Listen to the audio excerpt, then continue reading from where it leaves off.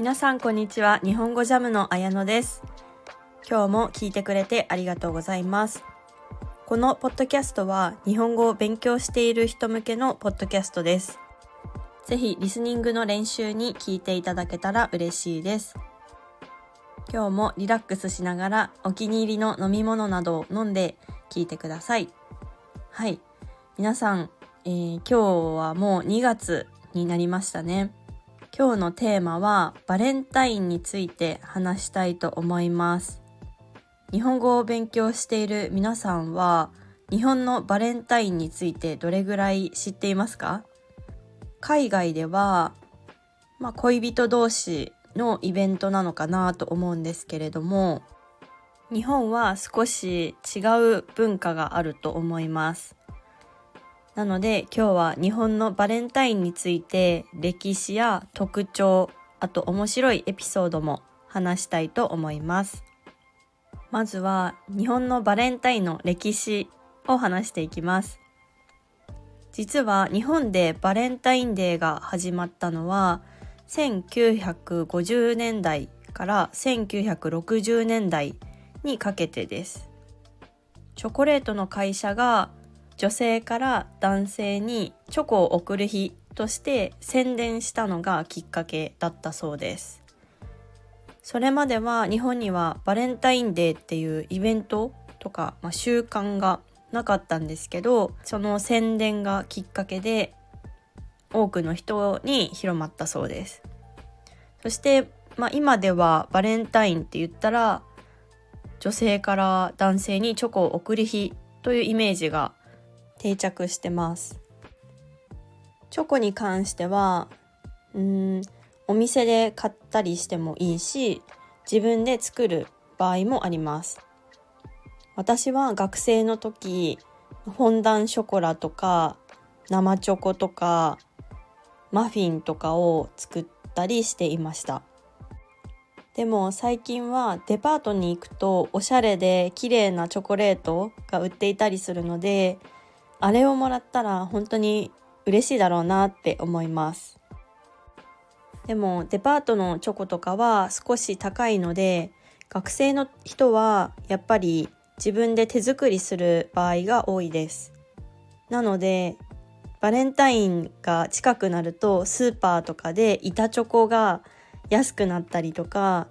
たくさんいろんなお店で売られていたりします。それを見ると、私も早く作らなきゃとか、もうそんな時期になったんだなっていう風に感じます。先ほど日本のバレンタインには女性から男性にチョコを贈る習慣があるとお伝えしました。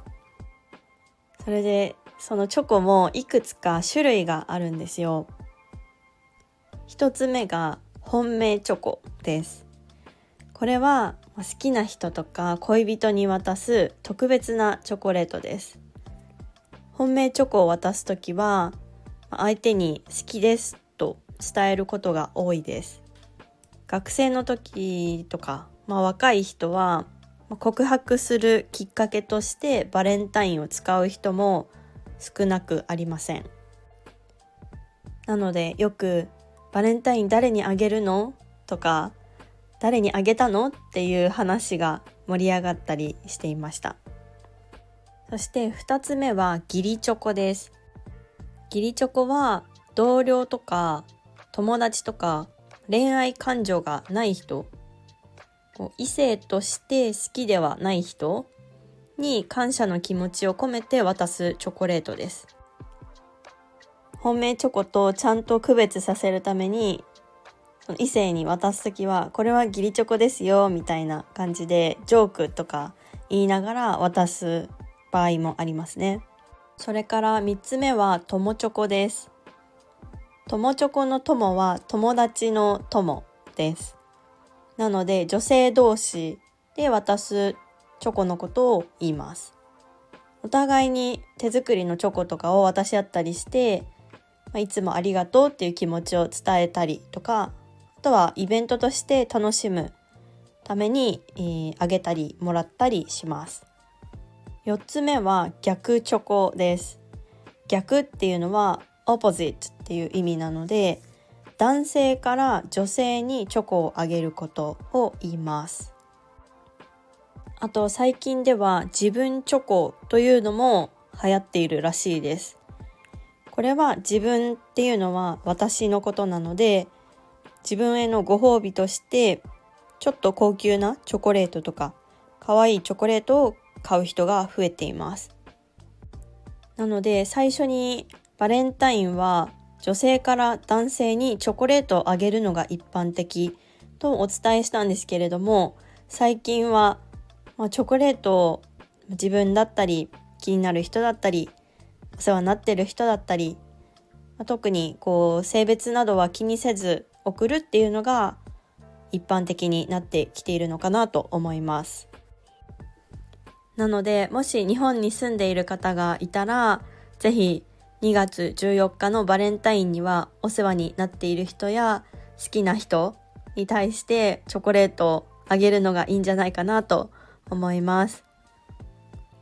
好きな人とかにチョコをあげるのは勇気がいると思うんですけど、頑張ってください。ところで皆さんの国ではバレンタインはどういうふうに過ごしますか？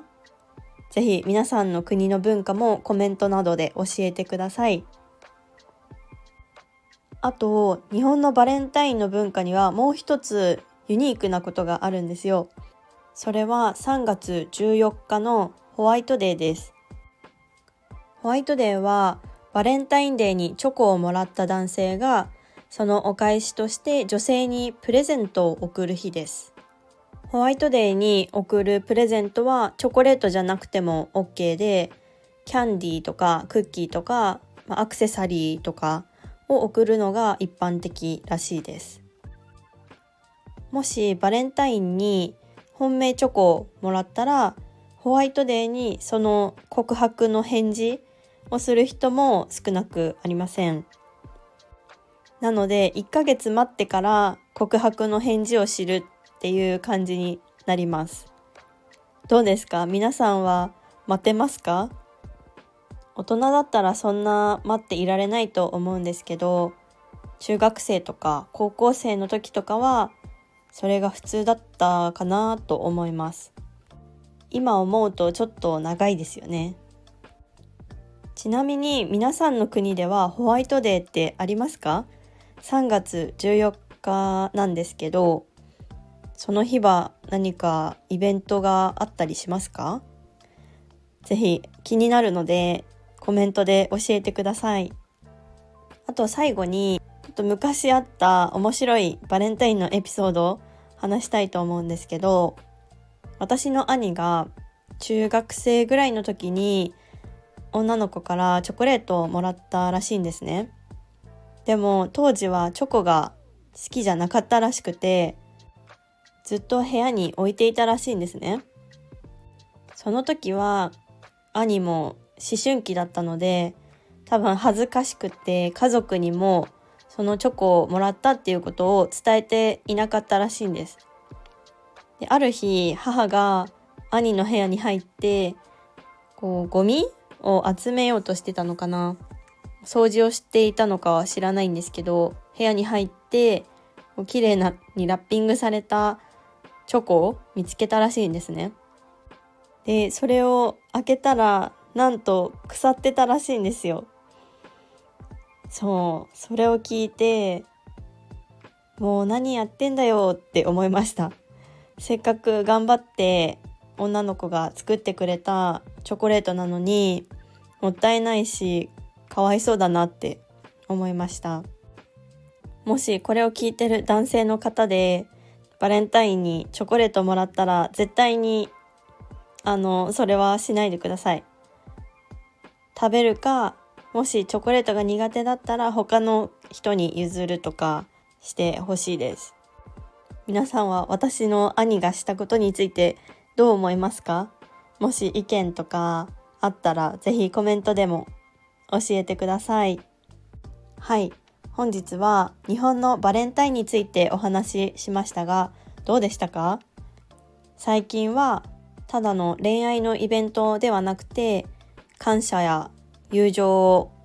表現したり伝えたりする日としても楽しまれています。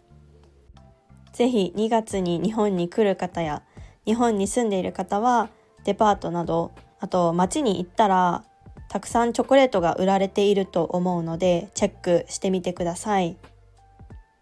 はい、次回もまた面白いテーマでお届けしたいと思います。私はインスタグラム、X、Spotify、YouTube などをやっています。ぜひ他の SNS もフォローしてもらえたら嬉しいです。あと、このポッドキャストを楽しんでいただけた方はコメントやいいねもしていただけるととっても嬉しいです。YouTube 見ている方、Spotify の方はチャンネル登録お願いいたします。これからも日本語の勉強になるようなコンテンツを作っていきますので、どうぞよろしくお願いします。では本日はここまでにします。今日も最後まで聞いてくれてありがとうございました。また次回お会いしましょう。バイバーイ。